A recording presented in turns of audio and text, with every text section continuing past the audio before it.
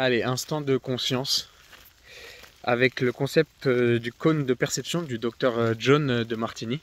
Je ne l'ai pas encore super bien intégré, mais là le but c'est de te transmettre et de te synthétiser déjà tout ce que je sais. En fait, c'est de mettre en avant que tout est perception et qu'il y a un ordre caché derrière le chaos apparent. Donc ça va être l'image que j'aime bien donner, enfin qui donne, c'est d'être l'explorateur avec sa lampe torche et d'aller éclairer les parts d'obscurité, les parts d'ombre pour embrasser l'ensemble du tableau et de voir l'ensemble du tableau pour atteindre cette stabilité émotionnelle et ne pas être justement impacté sur des émotions dites polarisées, c'est-à-dire extrêmes, comme par exemple la coupe du monde des émotions où c'est l'euphorie, c'est l'extase qui peut être apparenté à un coup de foudre. Et bah au même degré, en fait, on a l'opposé. Et donc quand on a une émotion polarisée très forte d'extase, eh bien on va ressentir au même degré l'émotion inverse, et donc la dépression. Donc au même degré où tu as l'extase, tu auras et tu ressentiras la dépression sous une autre forme. Et donc l'idée c'est d'aller atteindre cette stabilité émotionnelle, l'ancrage, la voie du milieu, c'est celle qui ressort de la gratitude, de l'amour, de la certitude, de la sérénité, de la joie.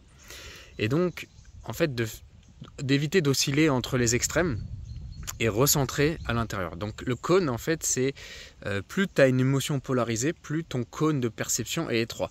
Donc on voit la réalité à travers notre filtre de perception, qui sont nos sens, nos croyances, nos perceptions, nos valeurs.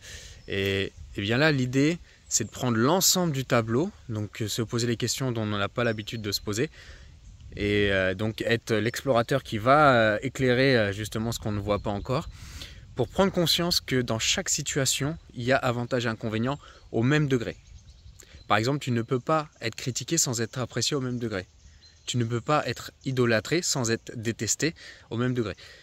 Tu prends n'importe quelle personne sur Terre qui a un énorme succès ou qui est reconnue mondialement, et ben, au même degré, il y aura des personnes pour détester justement ce pourquoi elle est admirée.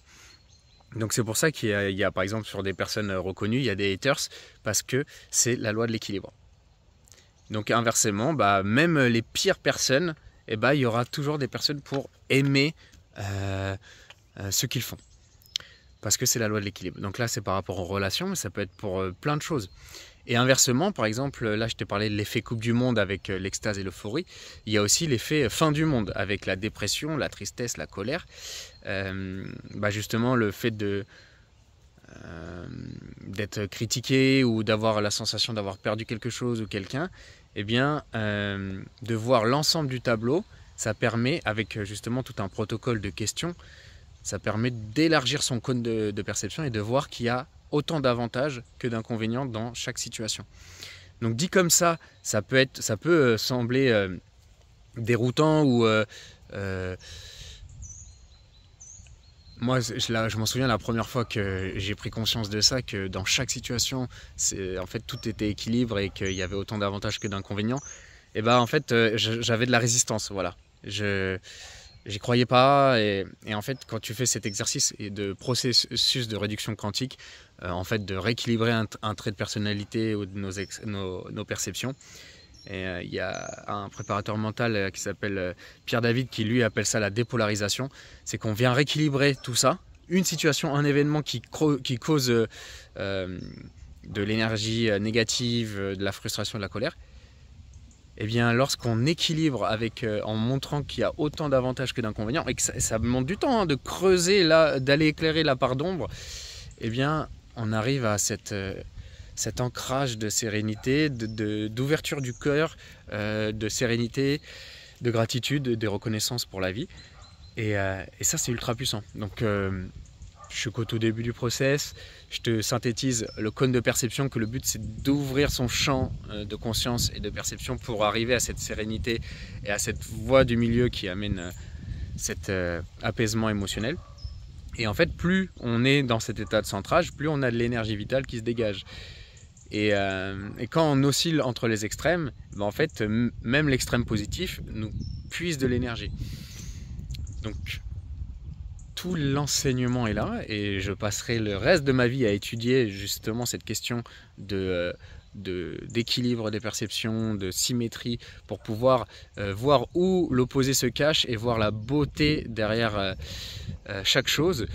Et donc du coup, voilà, c'est de l'incarner pour ensuite pouvoir le transmettre, ce message. Je t'en dis pas plus là-dessus, c'est élargis ton cône de perception. J'espère que ça a été assez clair. En tout cas, c'est un concept que je t'invite à aller explorer. Moi, le livre qui m'a vraiment transcendé, c'est l'expérience de la métamorphose de John de Martini. En fait, ça élargit le champ de conscience et ça te permet de voir les choses, même pas différemment, mais de manière plus élargie. Donc, tu élargis ta conscience, et je pense que ça, c'est magnifique de pouvoir